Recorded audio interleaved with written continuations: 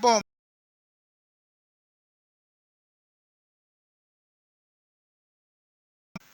I said I'm just going to rush. Ya kwamba tunakimbia very tu. quickly and it can be helpful. Na ninajua itakuwa ya msaada. It is a choice to keep it well. Ni chaguo lako kuweza kuifanya iwe safi. And every choice has a consequence. Na kila mchaguo unayofanya iko na matokeo yake. If you leave your home to be very dirty, ukiacha boma liwe na uchafu, and to be unkept, na uiwache tu kiholela, it will just be like that. Itakuwa tu hivyo. And it will not be a safe place. Haitakuwa mahali pa utulivu. If the grass is not cut, kama nyasi haijakatwa, the fence is not trimmed, ile fence haijatengenezwa, the house is not aired, na hata nyumba haina hewa safi, then you are inviting trouble. wewe unaleta shida. So we should make it our point, tunastahili kuichutilia maanani, to make sure that it is clean. kuhakikisha ya kwamba ni safi. Make good choices to make it good. Fanya uamuzi wa kuifanya iwe bora, as an earthly heaven, kama mbingu hapa duniani. Hallelujah. Hallelujah. Or you have slept. Ama tumelala. Plan to have the things you need. Panga kukuwa na vitu unavyohitaji. Hallelujah. Hallelujah. Some of us, wengine wetu, have a sitting room. Tuko na chumba cha kuketi cha wageni. There is a main bedroom. Na kuna chumba cha kulala. There is a kitchen. Na kuna jikoni. And maybe there's a room for children. Na pia kuna chumba cha watoto. There are those who have small houses. Kuna wale walio na nyumba ndogo. But the houses are wonderful. Lakini hizo nyumba ni za ajabu. There is one mama from Kimilili. Kuna I don't know mama, whether she has come. Kuna mama mmoja kutoka Kimilili.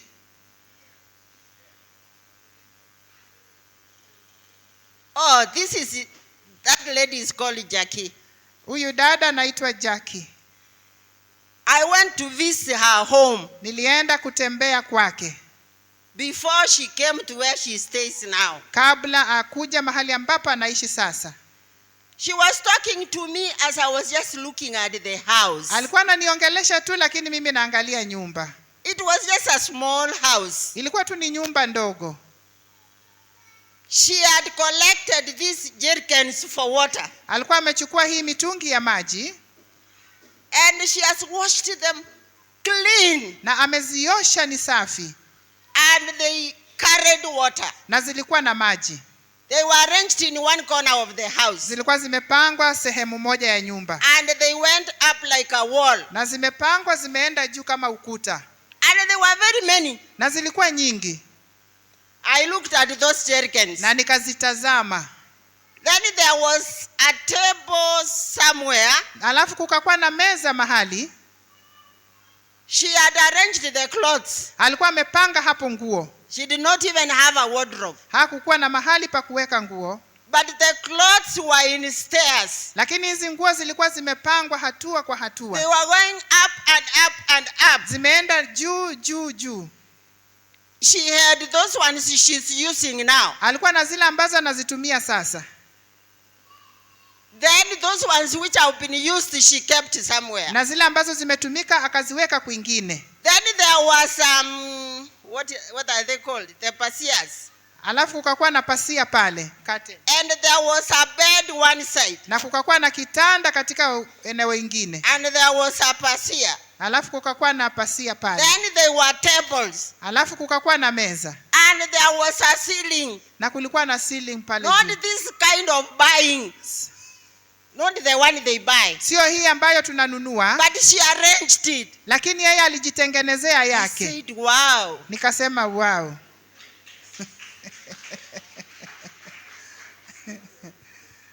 Then she had good things which were covering. Everything is covered nicely. And I did not talk to her. And I have never said anything about it. Na kila kitu kilikuwa kimefunikwa vizuri vizuri vizuri vizuri. But it really attracted me. Na ikaweza kunivutia. what I told myself, kila ambacho nilijiambia, it is not a matter of how big your house is. sio ya kwamba ati nyumba yako ni kubwa jinsi gani. Even one room can be arranged in a beautiful way. Hata chumba kimoja kinaweza kupangwa vizuri. And it will be pleasing to the eye. Na itafurahisha macho. Hallelujah. Hallelujah.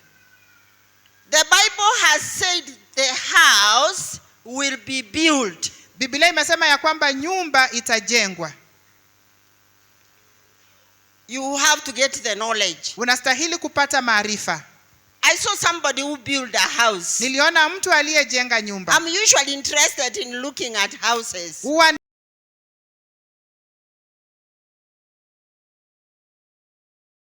chumba kimoja. And she added areas of addition. Na akakuwa anaongeza akiongeza.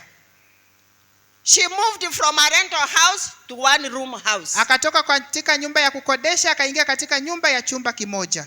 After a while, when she was doing business, she added another room. Baada ya muda mfupi akaongeza chumba kingine. Then she added another one. Alafu akaongeza kingine. Then another one. Alafu nyingine. And people were talking about that house in Kimilili. Na watu walikuwa wanaongea juu ya hiyo nyumba kule Kimilili. Finally she had a mansion. Na baadaye akakuwa ako na nyumba kubwa. Step by step. Hatua kwa hatua. Hallelujah. Hallelujah. Sometimes we don't think that houses are very important. Wakati mwingine hatuoni ya kwamba nyumba ni za muhimu. And the things inside are also very important. Na vitu vilivyo ndani pia ni vya muhimu. I will tell you something. Nitawaambia kitu. I hope you will not get upset. Na natumai ya kwamba haitaweza kuwakasirisha. I usually don't say those things in public. Wakati mwingine wasisemi mambo hayo hadharani. Once in a while. When I was still teaching, wakati nilikuwa bado ninafunza, people were telling stories. Watu walikuwa wanatoa hadithi. And then somebody lived with a neighbor in a school. Na mtu alikuwa anaishi na jirani kule shuleni. The house was small. Na nyumba ilikuwa ndogo. So the parents slept in one room with the children. Wazazi walikuwa wanalala kwenye chumba kimoja na watoto. Hallelujah. Hallelujah. Then they had a decker. Na walikuwa na kitanda cha juu na cha chini. The children slept on the decker. Watoto walilala kwa kitanda cha juu. The mother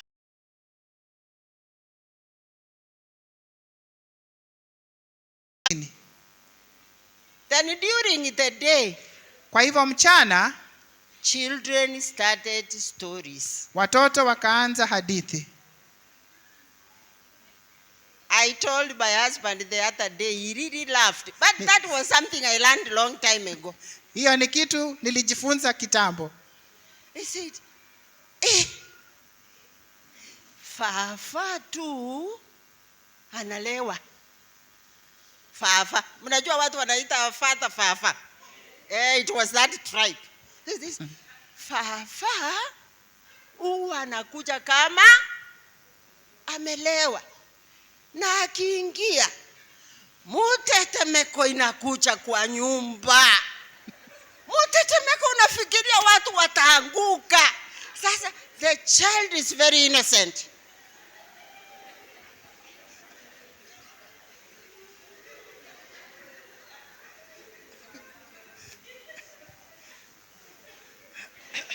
Mtoto haelewi. He does not understand. Haelewi. The lights are off. Taa hazipo. But there is an earthquake. Lakini kuna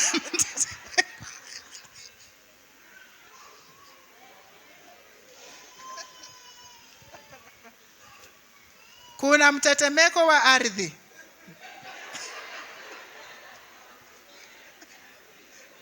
That is why we have to plan for those rooms. Na ndio maana tupangilie hivyo vyumba.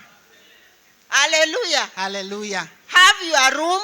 kuwa na chumba chako, pray that you get the other rooms. omba pia ya kwamba ukaweze kupata vyumba vingine. If you get 3 rooms, that is good. Ukiwa na vyumba vitatu ni vizuri. If you have your own bedroom, Kama uko na chumba chako cha the kulala, bedroom for your girls na ya wasichana and for the boys, na ya vijana, the others can come after. na zingine zitakuja baadaye. Hallelujah. Hallelujah. You can work even if you are a woman, Unaweza kufanya kazi hata kama wewe ni and mwanamke, make sure the house is okay. na ukahakikisha ya kwamba nyumba iko Encourage your sawa. husband to make that home, Mtie mume wako moyo kufanya hiyo, kutengeneza hilo because boma, children will learn from that house. kwa sababu watoto watajifunza kutoka mahali So we pale. talked shortly on how to keep it. Kwa hivyo tutatunzaje boma? So it is a choice for you to keep it. Ni chaguo lako kuweza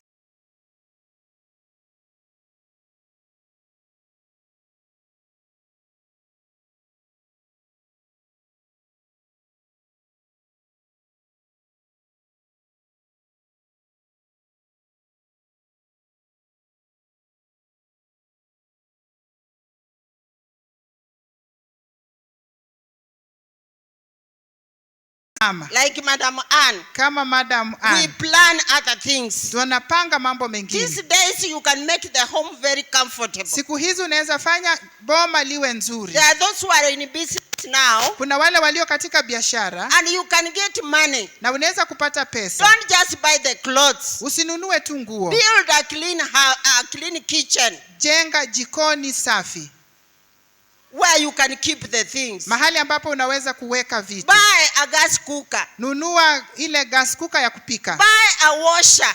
Nunua kitu cha kuosha. Hallelujah. Hallelujah. I will ask Bishop to buy for me a washer. Ehe.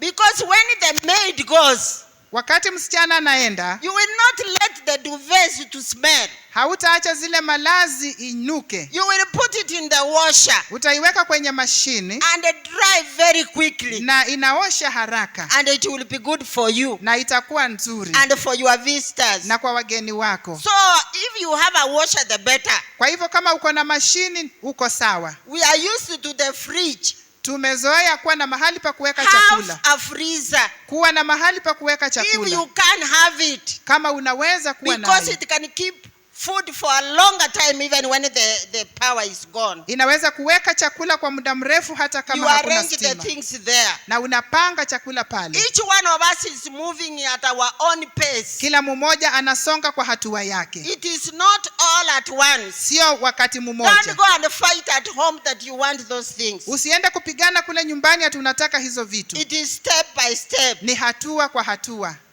Because bad choices break homes. Kwa sababu uamuzi mbaya unavunja maboma. May God help us to build a home Wacha Mungu atusaidie tujenge boma and have wisdom on how to keep it. na tuwe na hekima jinsi ya kuitunza. So we look at cleaning. Kwa hivyo tunaangalia usafi. Hallelujah. Hallelujah. Just make a plan to clean your home Kuwa na mpango wa kusafisha boma lako and to make it clean. na ukaweze kuitunza iwe safi. If you don't plan, it will not happen. Kama hautapanga haitatendeka. Hallelujah. Amen.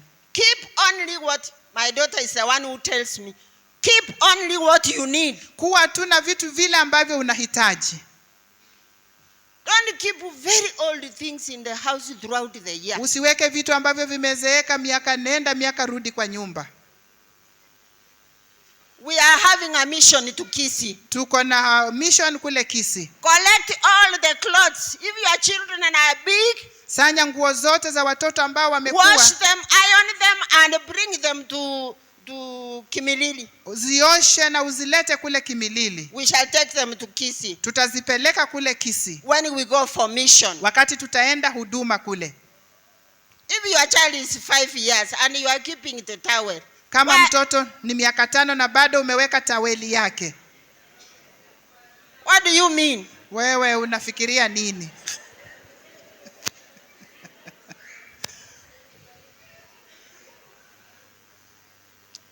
So you get rid of what you do not need Kwa hivyo ondoa vitu ambavyo hauvihitaji and give people who need them. na ukapee watu wanaohitaji. Because what you do not need, someone else wants it. Kila ambacho wewe hauhitaji mwingine anaweza kukitumia. Plant flowers in your home. Panda maua katika boma lako. Have a flower garden Kuwa na shamba la maua if you can. kama unaweza. I went to Nairobi the other day. Nilienda kule Nairobi juzi. There was a wedding somewhere. Kulikuwa na harusi mahali. So because of the traditions of men, they kept us outside. Kwa sababu ya mambo ya wanadamu wakatuweka kule nje. I looked at the home. Na nikaangalia boma. I said, wow. Nikasema wow. Where did these people get all these Hawa flowers? watu walipata wapi haya maua yote? All these beautiful plants. Hii mimea ambayo ni rembo. The house itself is very, very beautiful. Na nyumba yenyewe pia ni rembo sana. And it is big, like the whole of this compound is just one house. Na ni kubwa kama area hii yote ni I nyumba was moja. just checking the way the house looks like. Na nilikuwa naangalia tu jinsi ambavyo nyumba imepambwa. We wanted to use the washrooms, Na tukataka kwenda kwenye vyumba vya but they had kujisaidia. locked us outside. Lakini walikuwa wametufungia kule nje. So we asked the watchman, Kwa hivyo tukamuuliza mlinda lango and he showed us the latrines, the toilets by the gate. wakatuonyesha vyumba vingine vilivyo kule nje. You go inside and you think you have gone to State House. Na ukiingia ndani utadhani umeingia State House. Plant flowers. Panda maua. Arrange the home. Panga boma. If you are yet to build Kama haujajenga and you have learned, na umejifunza, get the mind renewed. kuwa na nia yako iuishwe. You know there are people who build a very small sitting room Kuna watu ambao wanatengeneza chumba cha wageni kidogo and then they put the veranda and it is big na wanaweka veranda kubwa because they think veranda is very important. kwa sababu wanadhani veranda ni ya muhimu. Instead of a big veranda, Badala ya kuwa na veranda kubwa, just put a little one for safety kuwa tu na ndogo kwa sababu ya and ulinzi. add the space to the sitting Na hiyo room nafasi ingine iwe ni chumba cha where you wageni welcome the visitors. ambapo unakaribisha wageni. Hallelujah. Haleluya. Follow a cleaning routine for the home. Kuwa na mpangilio wa kusafisha boma. I'm just sharing what somebody shared with me. Ninashiriki kila ambacho mtu alishiriki nami. They said that if you have a routine, Ya kwamba ukiwa na mpangilio, there is no area in your home which will be dirty. hakuna na sehemu katika boma lako ambayo itakuwa na uchafu. You can say on Monday, Unaweza sema Jumatatu, I am going to clean all the utensils once more, nitaosha vyombo vyote mara tena and you rearrange them. na niweze kuzipanga On upya. Tuesday, I will clean the bedroom. Na Jumanne nitasafisha chumba cha kulala. On Wednesday, I will wash the clothes. Na Jumatano nitafua nguo. On Friday, I will air the blankets and the sheets. Na Ijumaa nitatoa malazi nje. It is what you have planned, Ni vile unavyopanga. and it will make your home look nice. Na itafanya boma lako liwe mzuri. Hallelujah. Haleluya. Praise God. Bwana asifiwe. Organize meals. Panga vyakula. You see the way we are seated here. Jinsi ambavyo tumeketi hapa, There are people running home kuna watu wanakimbia kula nyumbani because they have no picture. kwa sababu hawana picha. What supper will look like. Chakula cha jioni kitakuwa namna gani? And that is why they carry the bags and run away very quickly. Na ndio maana wanachukua vikapu na kutoroka haraka. Even in church, Hata kanisani, if you ask people to remain behind, ukiuliza watu oh, we wabaki have nyuma, not cooked, our children are hungry, you what? wanasema hatujapika, watoto wametutangulia mbele, sijui nini. Arrange the meals. Pangilia vyakula. There is something I used to do long time ago. Kuna kitu nilikuwa ninafanya kitambo. These days I do it in a different way. Siku hizi ninaifanya katika njia tofauti. I used to have a big pot. Nilikuwa na mtungi mkubwa. I could put the maize down Ningeweka mahindi kule chini and add a lot of beans on top. na ninaweka maharagwe mingi juu. When it is ready, Inapokuwa tayari, I remove the beans ninatoa and maharagwe I share it out na ninaigawa into the little sufurias. kwa sufuria zile ndogo ndogo. Then I buy rice. Alafu ninanunua mchele. Then I know what my family will eat the whole lunches in a week. Ninajua familia watakula nini chakula cha mchana kwa wiki lote. I can cook rice. Ninaweza pika mchele with the beans. na maharagwe. The following day I can cook rice with beans and carrots. Na ninaweza tena pika mchele na maharagwe na karoti. And then with potatoes. Alafu niongezee viazi. Then I can boil and fry the githeri. Alafu ninaweza tengeneza kidheri. Every day there was food. Kila siku kulikuwa na chakula. For workers and for ourselves. Kwa wafanyikazi na kwa sisi wenyewe. I could buy the vegetables. Ningenunua mboga and cook them the order in which they come. Na niweze kuzipika katika ile njia. Cabbage can stay for a long time. Hiyo cabbage inaweza kaa muda mrefu. Sukuma wiki has to be eaten immediately. Sukuma wiki ikulwe hapo hapo. Sucha and others will wait for the other days. Na sucha ikae ingoje hiyo. I could just walk in Kimilili selling things. Na ninatembea Kimilili nikiuza vitu. Because I really sold things. Kwa sababu niliuza vitu. I could get home saa moja. Nafika nyumbani saa moja. But within the shortest time. Lakini kwa muda mfupi. Food is ready. Chakula kiko tayari. Throughout the week. Kwa wiki lote. I cannot say I'm not going to be in the meeting because there is no food. Siwezi sema ya kwamba nitakosa mkutano kwa sababu hakuna chakula. I bought the clothes. Nilinunua nguo.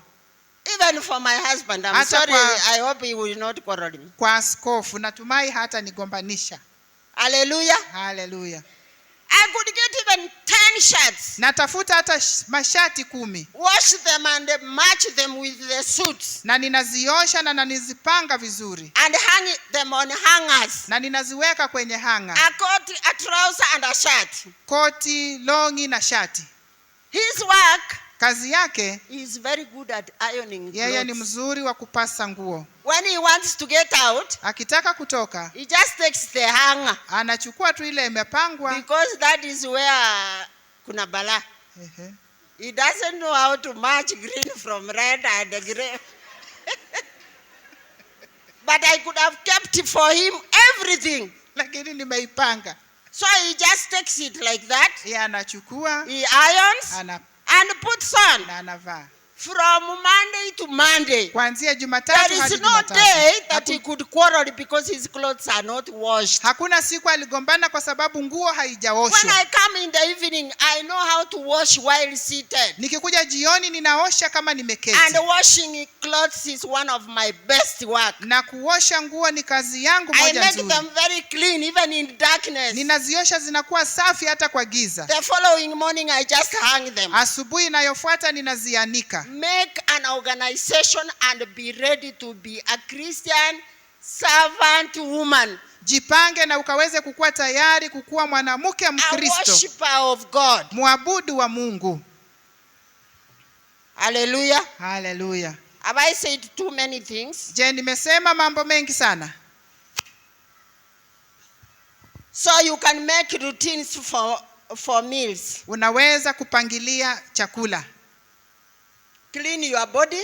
Safisha mwili wako. Open windows in the house. Fungua madirisha kule nyumbani. So that there is air. Ili kukaweze kukuwa na air safi. You know there is a room if you get inside you run very quickly outside. Kuna chumba ambacho ukiingia tu utatoroka haraka sana. There are others you get through the door and things are bad. Kuna wengine ukiingia tu hivi kwenye mlango na unakutana na mambo mabaya. The urine mkojo finds you at the door. Inakutana na wewe kwa mlango. And you have said people will understand. I have little children. Na utasema watu wataelewa niko na watoto wadogo. No. Hapana. Clean the house. Safisha nyumba. Keep it in order. Ukaipange vizuri. Open the windows. Fungua madirisha. Let fresh air come inside. Wacha hewa safi iingie. Hallelujah. Hallelujah. Praise God. Amen. There is something I learned a long time ago. Kuna kitu nilijifunza muda mrefu uliopita. If you ask my husband, he will tell you there was never the smell of urine in my house. Ukiuliza askofu atashuhudia kwamba hakukuwahi kuwa na harufu ya mkojo katika nyumba yao. I cannot hang the blankets for children outside because they were urinated on. Siwezi kuchukua mablanketi ya watoto waliokojolea na nianike kule nje. It is bad if you do that. Ni mbaya kama huwa unafanya hivyo. It becomes much more smelly. Inakuwa na harufu mbaya. So I could just get this polythene paper. Kwa hivyo ningepata haya makaratasi ya nylon. Because I didn't have money for Macintosh. Kwa sababu sikuwa na pesa ya kununua ile ingine. After making the bed for the children, baada ya kutandikia watoto, for those who urinate, kwa wale wanaokojoa, I could put there that polythene paper. Ningeweka hiyo karatasi ya nylon. The one which does not make noise. Ile ambayo haitoi kelele. Then I put there a sheet. Alafu ninaweka pale sheet. And a small heavy blanket. Na blanketi mzito ndogo. By this size. Ile ya inafika kiunoni. So the following morning, asubuhi, I just get those things which have been urinated on and put them in water immediately. Ninachukua hayo malazi ambayo yamekojolewa na ninaweka kwa maji asubuhi. The house can never smell. Na nyumba haiwezi kanuka. Are you getting me, ladies? Je, mnanipata? Don't tell us you have little children. Usiseme una watoto wadogo. Everybody who has little children, they were once little. Kila mmoja aliye na mtoto mdogo pia yeye alikuwa mdogo. Why should we smell urine in your house? Kwa nini tunusie mkojo katika nyumba yako? Even on the chairs, the seats. Hata kwenye viti. Oh, people will just understand it is because of children. Ya kwamba watu wataelewa ni watoto. Toilet. Na ni kama choo. A seat which smells like a toilet. Kiti ambacho kinanuka kama choo. No. Hapana. Oh, yes, help me say. Yes. Let it be no. Iwe ni hapana. Once you put urine in water, unapoweka mkojo kwenye maji, the smell stops. Harufu inakoma. Even if you don't scrub much, hata kama hautasugua sana, the urine will not smell. Hiyo mkojo haitanuka. If you have never known, I have told you. Kama ulikuwa hujajua, nimekuambia. Don't let your children sleep with uniform. Then they urinate and go to school like that. Usiwache watoto walale na nguo ya shule, wanaikojolea na wanaenda nayo shuleni. Then the teachers hate them. Alafu walimu wanawachukia. And they mistreat them. Na wanawatenda vibaya. And the clever children become foolish. Na wale ambao ni wazuri wanakuwa wajinga. Just because of a foolish mother who is at home. Kwa sababu ya mama mpumbavu aliye nyumbani. Make sure if your child urinates, hakikisha kama mtoto anakojoa, and he has only one uniform, na ako na nguo moja ya shule, do not let him sleep in it. Usimuache alale nayo. And when he wakes up, anapoamuka, just wipe him with a wet cloth. Mpanguze na kitambaa cha maji. He will go to school safe. Ataenda kwa shule akiwa ni sawa. Hallelujah. Hallelujah. Can that one help us? Je, hiyo inatusaidia? Look at the women who sleep with chicken in the sitting room. Tazama wale wamama wanaolala na kuku katika chumba cha wageni. Then in the morning they just jump and come to the table. Na asubuhi wanaruka tu na wanakuja kwenye meza. And then they poo on the table. Wanaweka masiliokoho kwa meza. When you are very busy. Na wewe uko na shughuli. When you wake up in the morning, unapoamka asubuhi, you have no time to clean those whatever. Hauna nafasi ya kupanguza hizo vitu. You say, let me go, I'll come back and clean. Unasema wacha niende nitarudi ili nisafishe. Then you come back with visitors. Na unarudi na wageni. Hey, these children, they cannot clean. That is not their house, it is yours. Ya kwamba kweli hawa watoto, hiyo sio nyumba yako, ya watoto ni yako. Iko sawa? Just put what? Just look for some wood. Tafuta mbao. And then get your husband to make some cover.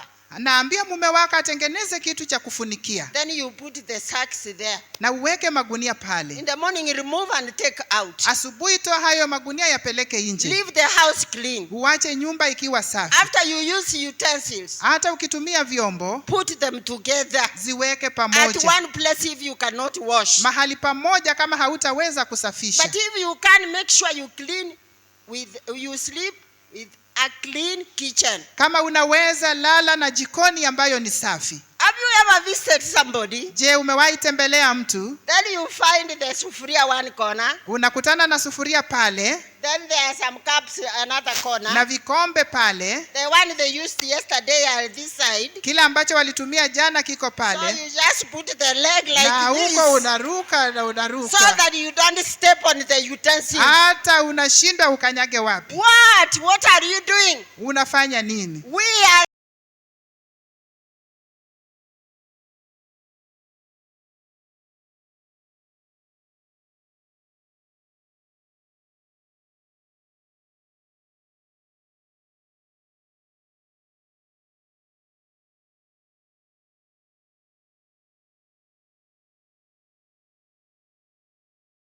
make a purpose to add little by little. Kuwa na kusudio ya kuongeza kidogo kwa kidogo. You can buy sheets this month. Unaweza kununua shiti mwezi huu. Another month a blanket. Na mwezi huo mwingine blanketi. Another month a pillow. Na mwezi huo mwingine pillow. Another month a box. Na mwezi mwingine sanduku.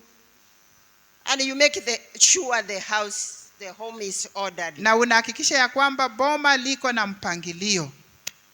Hallelujah. Hallelujah.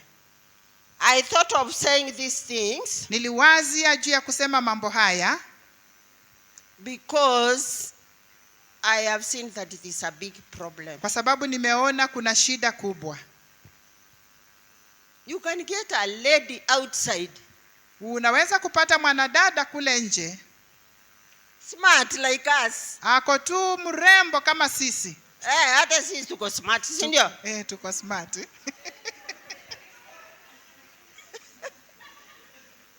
But you go to the house. Lakini ukienda nyumbani, they can never allow you to look at the bedroom whatsoever. Hawakuruhusu uchungulie kwenye chumba cha kulala.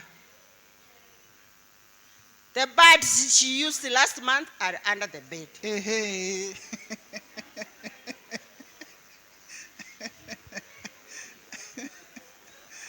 Pampers are under the bed. Yaani hiyo vitu viko chini ya kitanda. Inaitwaje? Sodo iko chini ya kitanda.